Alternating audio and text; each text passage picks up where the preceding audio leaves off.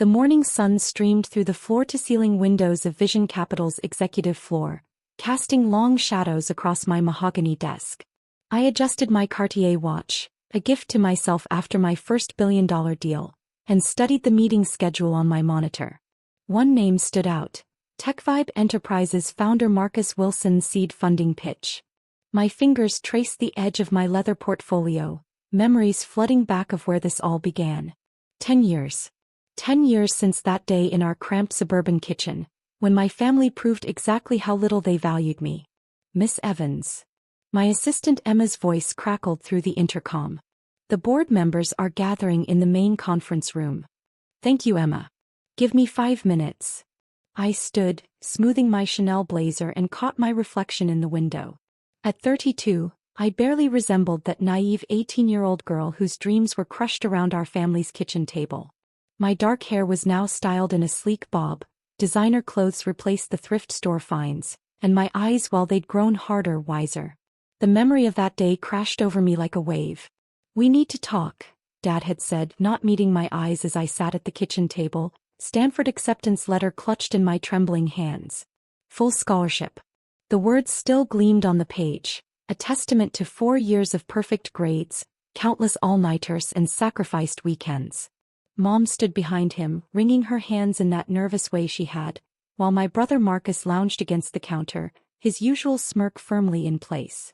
At 21 he'd already dropped out of 2 colleges, but somehow remained the golden child.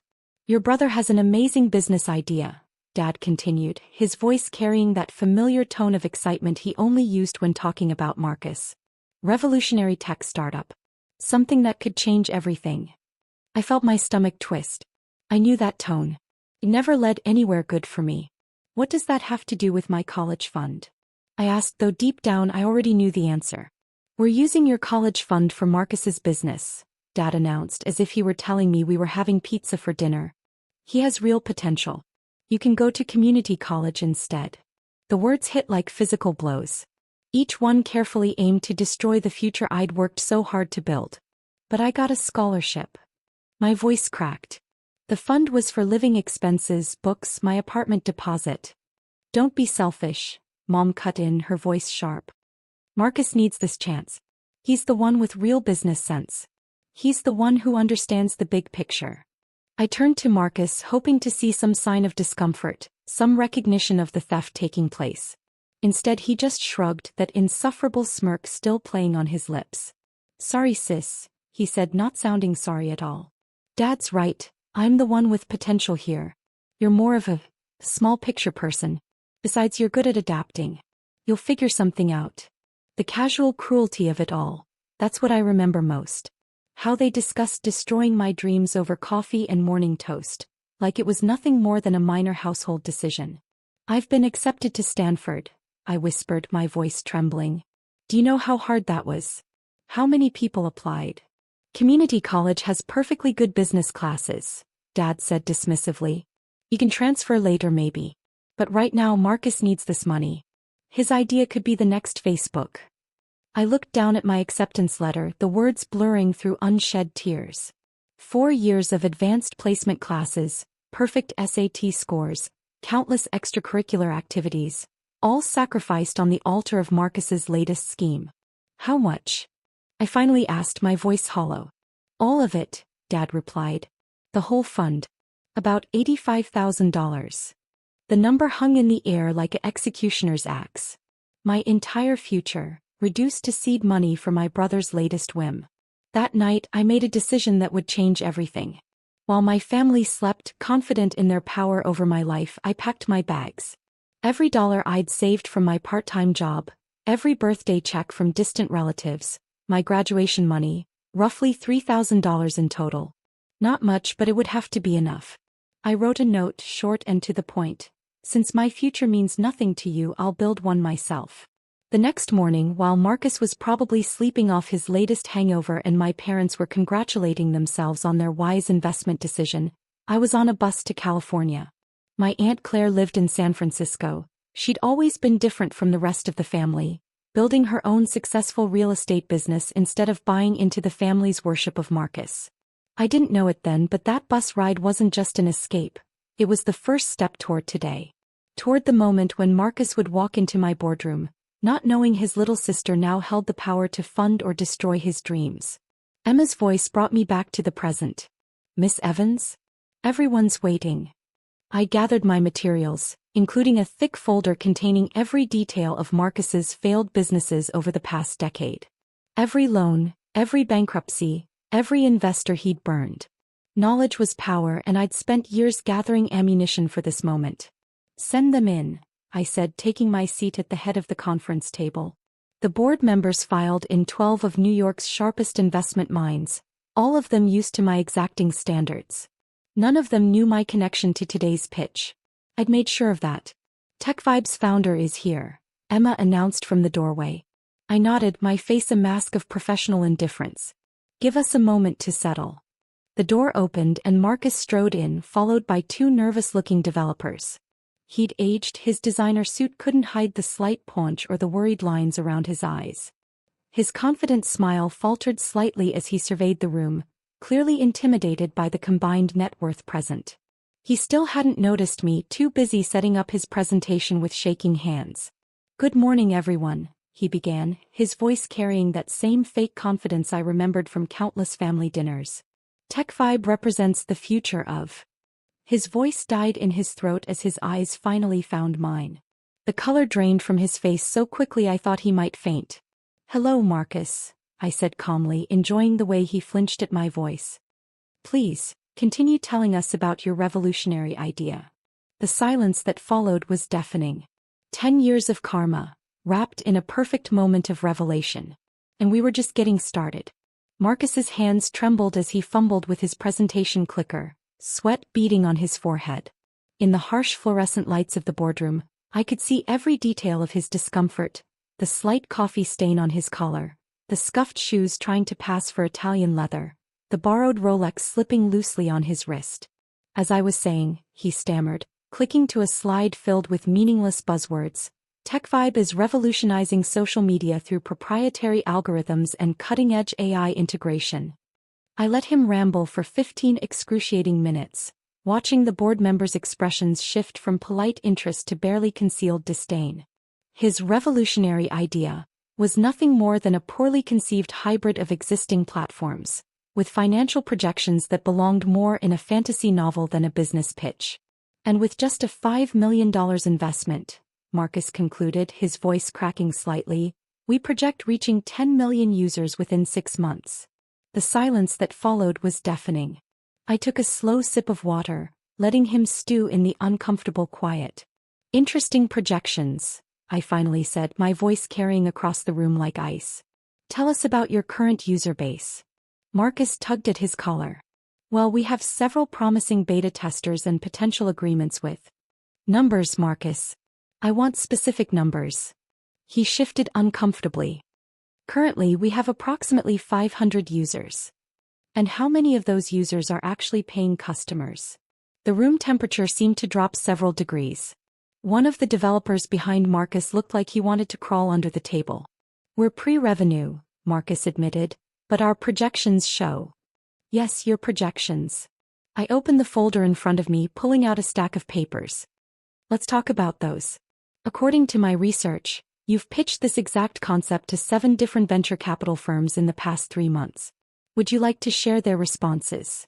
Marcus's face went from pale to ashen. How did you? Quantum Ventures called your user acquisition projections delusional at best. I read from the first rejection letter. Atlas Capital noted your complete lack of market differentiation.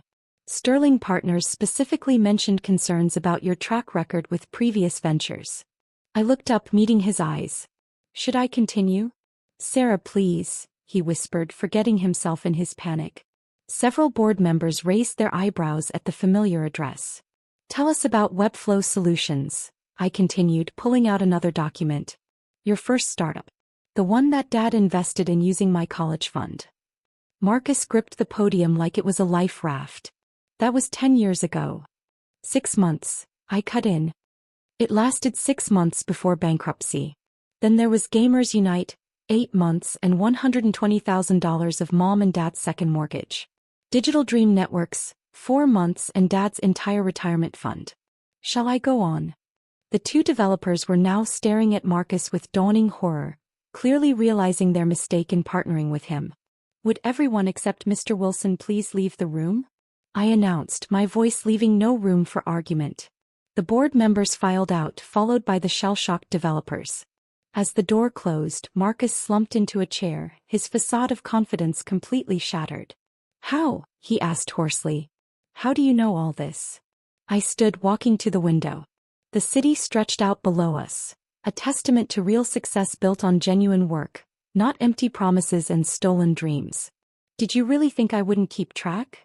I turned back to face him.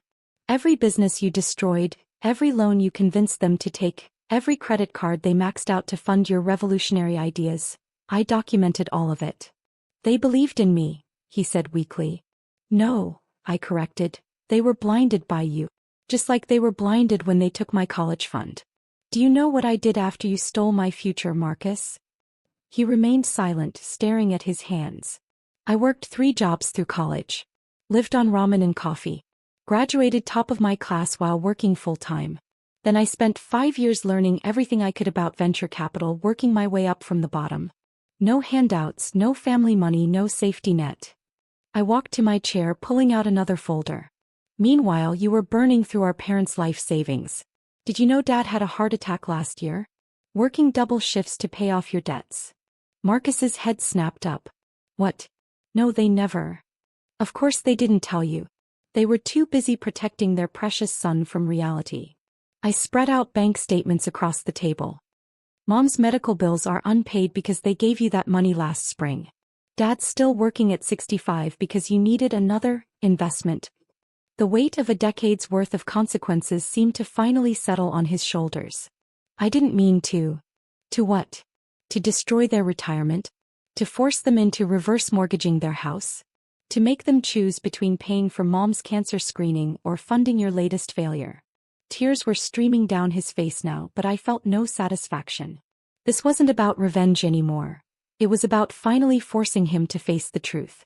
So here we are, I continued, my voice softening slightly. You need $5 million to keep your latest doomed venture alive. And I'm the one with the power to give it to you. Hope flickered in his eyes. Sir, please. I know I messed up before, but this time. This time what? I cut him off. This time you'll succeed? This time you'll pay everyone back?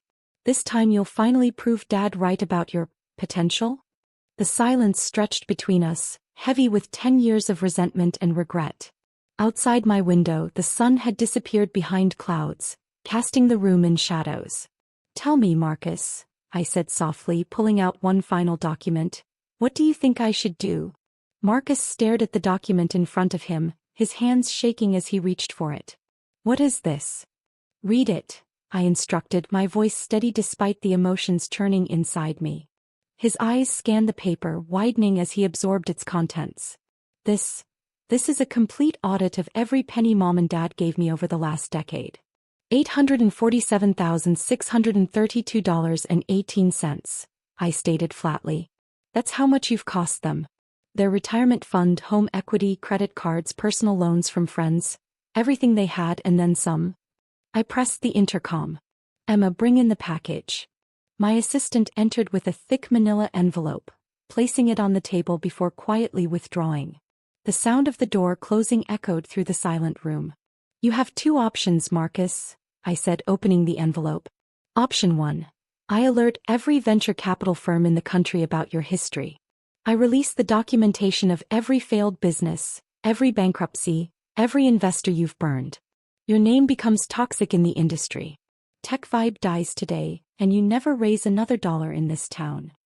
He slumped further into his chair, the last vestiges of his confidence crumbling.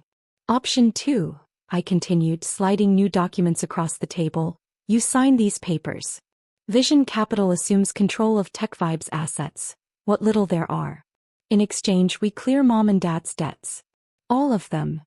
You do that, he whispered, disbelief coloring his voice. I'm not doing it for you, I replied coldly. I'm doing it for them. But there's more. I pulled out another contract. This is a job offer. Entry-level position at one of our portfolio companies. Basic salary, no fancy title. You'll learn business from the ground up the way I did. No shortcuts, no special treatment. Marcus looked between the documents, realization dawning on his face. You're taking everything. No, Marcus. I'm stopping you from taking anything else from them. Sign the papers. His signature was shaky but legible on each document. As he finished, I pressed the intercom again. Send them in, Emma. The door opened and our parents walked in. 10 years had aged them more than time alone should have. Dad's shoulders stooped from years of extra shifts. Mom's face lined with worry they tried to hide. They froze when they saw me. Sarah. Mom's voice cracked. What are you doing here? Sit down, I instructed, gesturing to the chairs. We need to talk about the past decade. They sat, confusion evident on their faces as they looked between Marcus and me. I just signed over my company, Marcus said quietly. Sarah. She knows everything. I pulled out their financial documents, spreading them across the table. Every loan, every mortgage, every credit card. As of this moment, they're all paid off. Dad's hands trembled as he picked up the papers. How? Why? Because despite everything, you're still my parents, I replied, my voice softening slightly. And because it's time for things to change. I turned to Marcus. Your new job starts Monday. Emma has the details. Don't be late. He nodded, standing on unsteady legs. As he reached the door, he turned back. Sarah, Save it, I cut him off. Prove it instead. After he left, I faced our parents. Now let's talk about choices. About how you chose him over me, over yourselves, over everything. We thought we were doing the right thing, Mom whispered, tears streaming down her face. I know, I replied. That's what makes it worse. I pulled out one final document, a trust agreement. I've set up a fund for your retirement. It's structured so you can't touch the principal and more importantly you can't give it to Marcus. You'll have enough to live comfortably and cover any medical expenses. Dad started to protest but I held up my hand. This isn't up for discussion. Consider it 10 years of missed birthday presents. Why are you doing this? Mom asked, her voice small. Because someone has to stop this cycle, I answered. Because sometimes love means saying no. Because success isn't just about proving others wrong, it's about being strong enough to help them even when they don't deserve it.